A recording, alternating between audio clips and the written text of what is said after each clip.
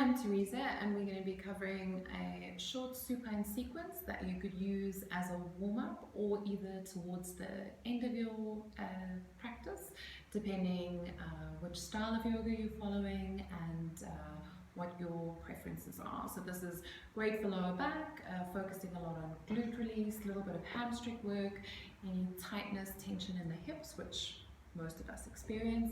Also really great to do after a long run or cycle. So you'll need a mat. If you prefer to work with blocks, a little bit of a head cushion, please feel free to grab those, and let's begin. So coming to nice and slowly lower yourself down onto your full spine. Okay. Starting to hug the knees up towards the chest, giving yourself a gentle little rock from side to side. I always like to encourage students to do what feels best in the body. An alternative you can do from left to right is circling into the knees, massaging it a little bit more into the kidneys and lower back. And then changing direction.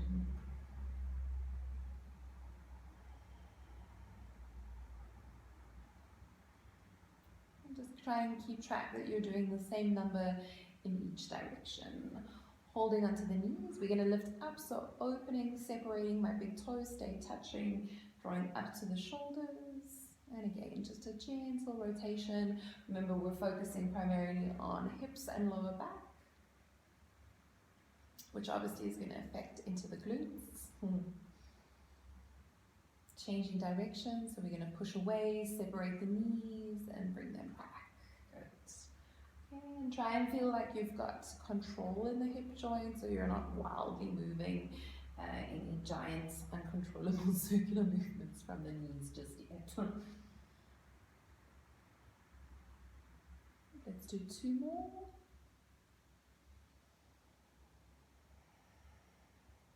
Good. Come to hug the right knee, interlacing the fingers over the shin, left leg dropping down.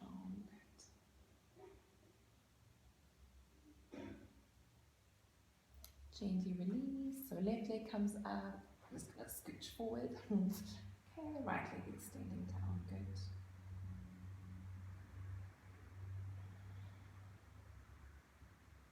Holding for about 3 to 5 breaths in each side. And again, we're going to hug that right leg up, left leg extending down.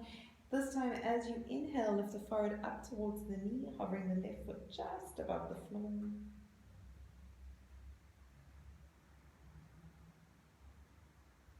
Exhale, lowering the head down, relaxing that foot, and changing sides. So hugging the knee up, right leg extending down. We're going to inhale, lift the forehead up to the knee, hovering the right leg off of the floor this time.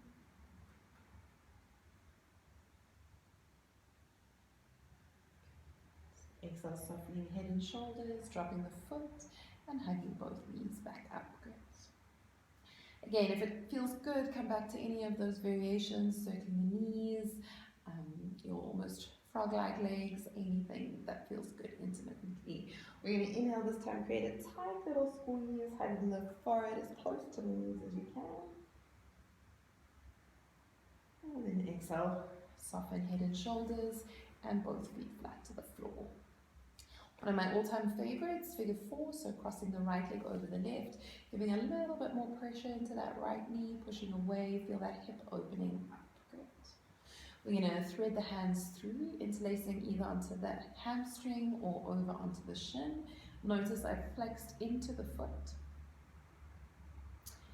And remembering that cue to get that right knee a little bit further away from the body, if you can apply pressure from the elbow and have a sense that you're hugging that left knee up towards the shoulder. Good. Exhale, gently release. We're keeping the right leg on top and we're going to slide to close that gap. So knee stacked on knee, almost like we do often when we're seated. To start, we're going to lift the head and shoulders up, take the hands over that left shin, and kind of pretzel yourself down back to the floor. So quite a strong release into that right glute, especially if you're a runner.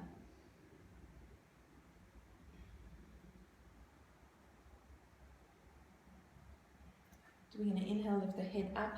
This time reaching with the hands to the opposite ankle, even more pretzel. We're going to drop the head and shoulders down and start to draw the heels closer up towards the body. Okay, so you're going to feel a little bit more intensity on the right glute. If that's too strong, you go back to that first movement and just keep the hands hugging over the shins for me.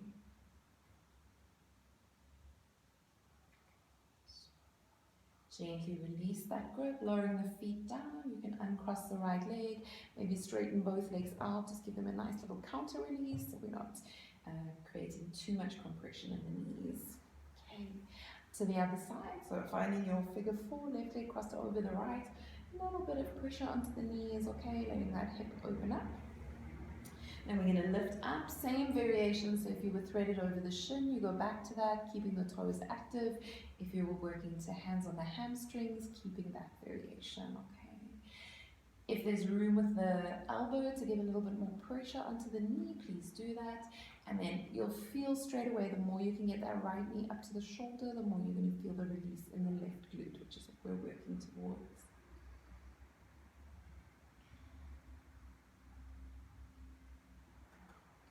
So try and remember for yourself, we let that leg drop down and then we're sliding all the way over the top, closing the gap, okay?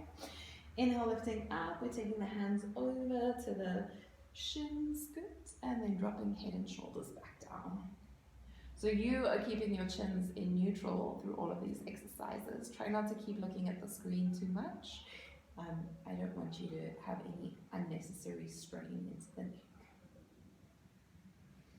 Lifting up, reaching for the opposite ankles, drawing the feet high up to the shoulders and head and shoulders back to the floor. Good job. And again, playing with that heel position if you can, just to notice what gives you more release into that left glute again.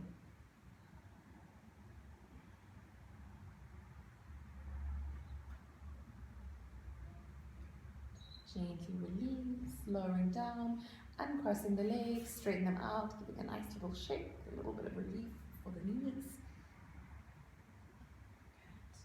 We're going to bend into the knees again. Bring your arms out in line with the shoulders, okay? Or you can work into your cactus arms. So if you can't quite tell, my elbow's in line with my shoulders and I'm tucking my forearm up from there. Okay? So we're going to come to make a nice clean 90-degree shape. So my heels are in line with my knees are in line with my hips. And as I come to exhale, I'm going to drop both knees over to the right hand side in my supine twist. Good. With your next inhale, coming back up to start. Exhale over to the left. Okay, noticing that I'm not dropping my knees to touch or my feet. And then I'm going to inhale to come up. Again, over to the side. So not only releasing into the lower back, but you should feel those lower abdominals having to work a little bit also. Inhale, lifting back up. Exhale, over to the left.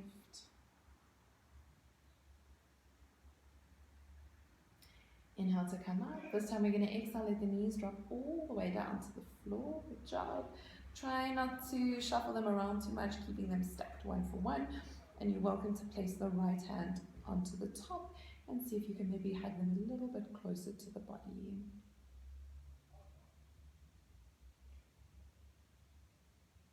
And staying here for about 3 to 5 breaths.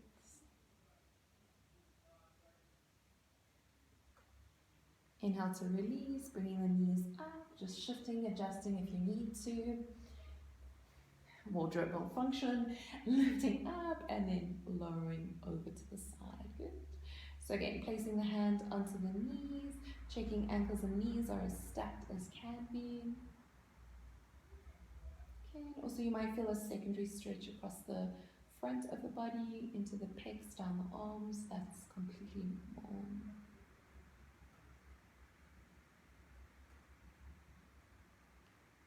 Well done. Inhale, lifting back up, hugging the knees back up to the chest, tight little squeeze. Inhale, lifting that forehead up. And then exhale, lowering back down. Placing the feet flat to the floor for now, allowing your left leg to extend out. We're going to hug the right knee up towards the chest, but instead of coming up to the shoulder, I actually want it to come on the outside of the rib cage, coming into your half happy baby.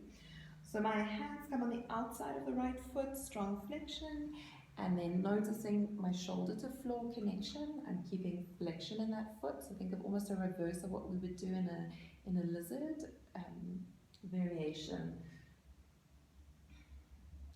And this one creating as much pressure as you can to draw that knee really nice and cushy into the armpit on the outside of the rib cage.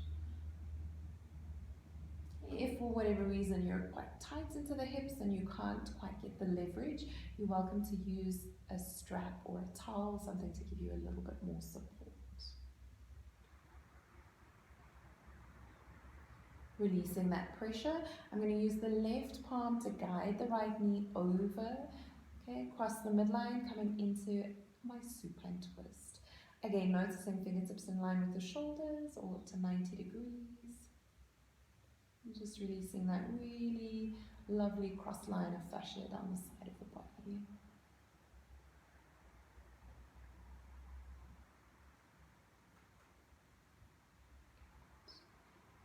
Nice work. Coming back onto your full spine, I like to give a little bit of a hug up, just let everything settle back down before changing and coming to the other leg. Okay, so left leg is hugging up. Remember, we're coming slightly wider, so I'm giving that hip some space. Knees resting close to the outside of the rib cage, heading up towards the armpits.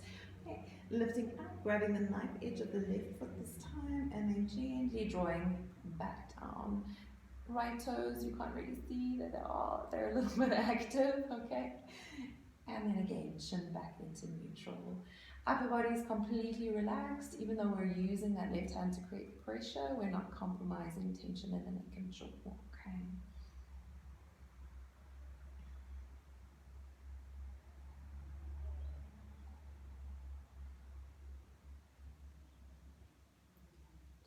So releasing that pressure, so using the right hand this time to guide that left knee over, okay?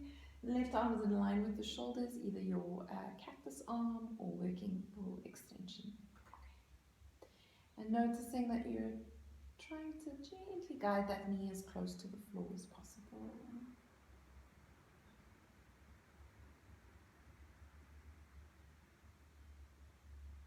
We'll be here for 3 breaths.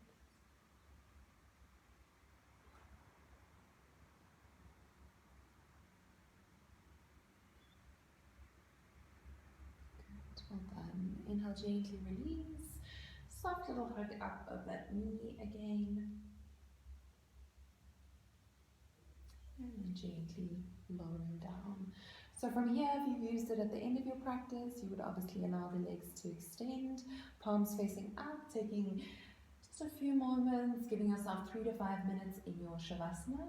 If you're using it to transition to a seated series, remembering you would have hands on the back of the legs, we would work your rock and roll, so rocking up the spine, rocking back down 2 or 3 times, and then a lovely transition would be to roll over the ankles and coming back into seated position, tabletop position, or even rocking up to standing.